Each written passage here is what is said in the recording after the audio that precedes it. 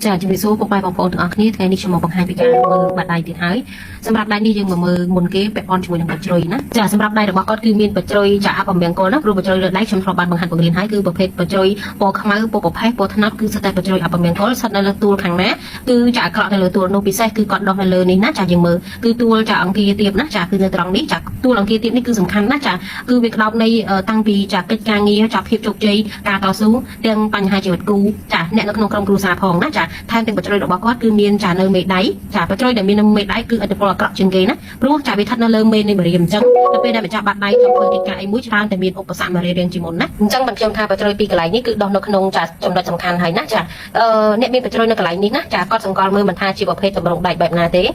ហាមបំផុតសម្រាប់ការយកគូអ្នកដែលមានអាយុចាស់ជាងខ្លួនគឺកុំយកឲ្យសោះចាគឺនឹងមានបញ្ហារកម្មបន្តគ្នាមិនឈប់ទេណាចាអាចយកបានចាគូរបស់យើងចាជាមនុស្សដែលក្មេងជាងខ្លួនអាហ្នឹងគឺបាននឹងល្អប្រសើរណាចាហើយពាក់ព័ន្ធជាមួយនឹងការធ្វើកិច្ចការងារត្រូវមានការប្រុងប្រយ័ត្នមើលលើខ្សែវាសនារបស់គាត់ណាដោយសារឥទ្ធិពលនៃខ្សែចានៃខ្សែបាត់ជ្រុយហ្នឹងវាមានបញ្ហាធ្វើឲ្យខ្សែវាសនារបស់គាត់នៅកន្លែងនេះក៏ជិះឥទ្ធិពលដែរឃើញទេចាក្រោមអាយុ40ឆ្នាំរបស់គាត់គឺខ្សែវាសនាគាត់គឺមិនមានឥទ្ធិពលទេគឺពិបាកផ្នែកលុយកាក់ចាមើលទៅលើខ្សែជីវិតរបស់គាត់ក៏មានបញ្ហាមានខ្សែកាត់ច្រើនមានឧបសគ្គច្រើនមានកម្លាំងកម្មដូចគ្នាតតែគាត់ចូលដល់ក្នុងអាយុ40ឆ្នាំទើបល្អប្រសើរឬក៏39ចាប់ផ្ដើមដឹងថាខ្លួនឯងឡើងហើយចារហូតដល់ចាវ័យចាស់របស់គាត់ចាមាននិមិត្តសញ្ញាសនេះគឺល្អណាស់ចាគឺនិមិត្តសញ្ញាស2គឺតំណាងឲ្យភាពរុងរឿងនៅវ័យចាស់របស់គាត់រុងរឿងទាំងផ្លូវចិត្តផ្លូវកាយផ្នែកកូនចៅក៏អាចពឹងពោពីអ្នកស្រីបានទៀតផងធ្វើឲ្យគាត់នៅវ័យចាស់នោះគឺអត់មានលំបាកទេចាគឺមានចាភាពរុងរឿងល្អប្រសើរណាស់ខ្សែដែលបញ្ជាក់ថាម្ចាស់បាត់ដៃមានលុយអាចទិញផ្ទះធំនៅបានជំរាបសួរពុកម៉ែបងប្អូនចាថ្ងៃនេះខ្ញុំមកបង្ហាញពីការមើលបាត់ដៃទៀតហើយចានៅថ្ងៃនេះចាគឺមានចំណុចសំខាន់មួយដែលចង់បង្ហាញចាមានបងប្អូនក៏ធ្លាប់សួរច្រើននៅសំណួរនេះដែលគាត់ខំរកស៊ីជាយូរហើយគាត់មាន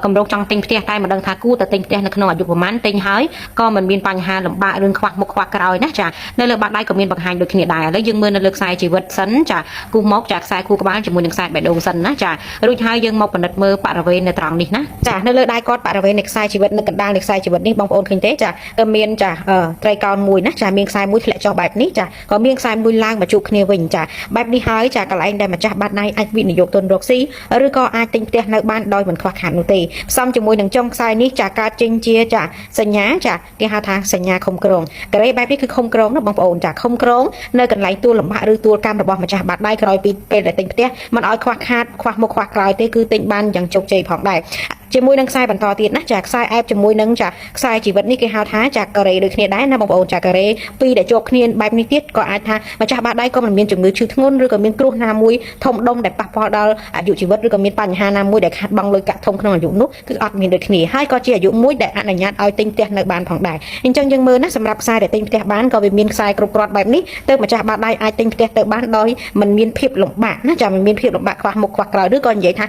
ក្នុងអាយុហ្នឹងគាត់មានលទ្ធភាពទិញលុយសុទ្ធៗហ្មងក៏បាច់បងឬក៏មានបញ្ហាណាមួយខ្វះមុខខ្វះក្រោយទេណាចាឥឡូវយើងមកមើលចាការគិតនៅលើអាយុចាលើបាត់ដៃម្ដងដើម្បីដឹងថាឥឡូវយើងមើលឃើញមានខ្សែទិញផ្ទះបានហើយអញ្ចឹងចង់ដឹងថាទិញបានក្នុងអាយុប្រហែលឥឡូវយើងមកចាប់នៅលើចាចាត់លេខនៃអាយុទៅចាលេខនៃអាយុនេះខ្ញុំធ្លាប់បានបង្ហាញម្ដងហើយឥឡូវខ្ញុំនឹងបង្ហាញម្ដងទៀតយើងចាត់ចេញចារាប់ពីចាមេដៃមកមើលចា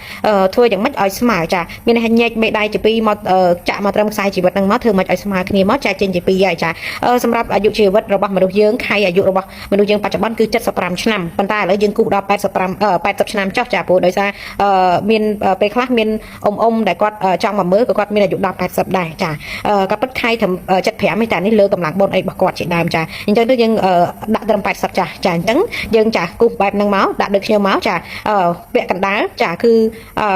37ចាឬក៏40កុដចាហើយចាពាក់កណ្ដាលទៀតគឺចាប៉ុណ្ណឹងទៀតណាចាអញ្ចឹងតាមដែលខ្ញុំគិតមើលឲ្យហើយនេះចាកន្លែងដែលចាមានខ្សែបាញ់ឡើងទៅជួបគ្នាជាត្រីកោណនេះគឺមាននៅក្នុងអាយុចា35ឆ្នាំចឹងណាចាកណ្ដាលនេះគឺ35ឆ្នាំអញ្ចឹងក៏មានន័យថាសរុបមកម្ចាស់បាត់ដៃគឺមានលទ្ធភាពទិញផ្ទះនៅចានៅក្នុងអាយុ35ឆ្នាំបើសិនជាខ្សែឲ្យអាយុ35ឆ្នាំបែបនេះមានន័យថាចាម្ចាស់បាត់ដៃអាចទិញបាន